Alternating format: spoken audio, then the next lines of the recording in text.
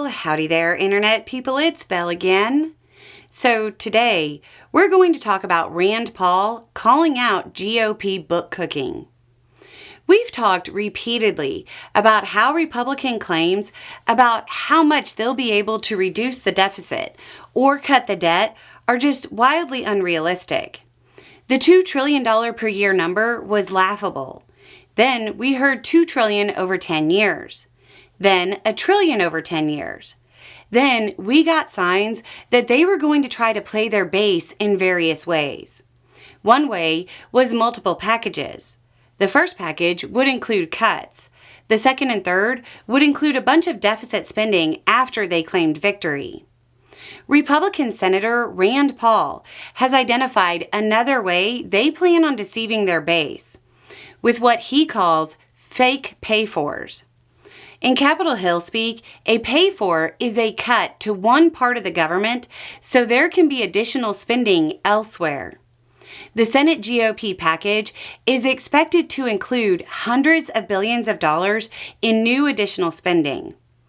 It seems like Paul found out they were going to try to say they cut Biden's student loan forgiveness program so they could hand more money over to defense contractors. Paul said, quote, "The courts have already said that's not happening. It has never taken place.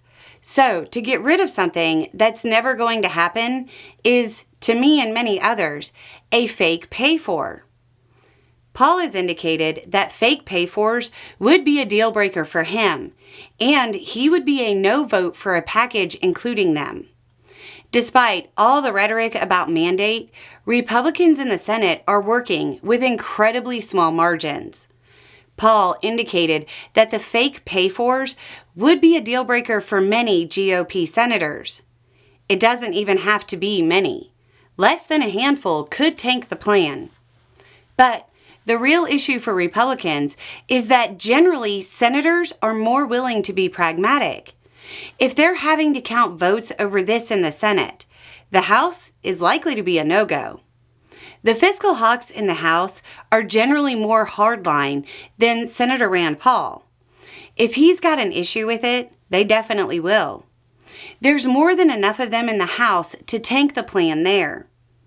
The Republican budget reconciliation package is on shaky footing. At some point, Republicans might have to come to terms with the fact that Trump's campaign promises that they echoed to their base and to the American people at large are contradictory. You can't actually cut taxes, reduce revenue, increase spending, and cut the deficit and debt. The math just doesn't math.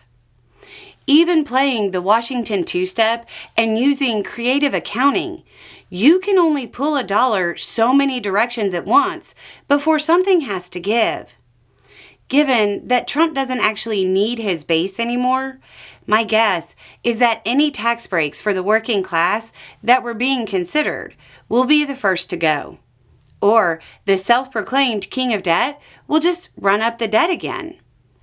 Either way, this budget reconciliation package is absolutely critical to Trump's agenda, and he can't even get his own party behind it because it'll impact their own re-election chances. The American people might want to take that as a warning sign that maybe, just maybe, the Trump agenda isn't actually that great for America. Anyway, it's just a thought. Y'all have a good day.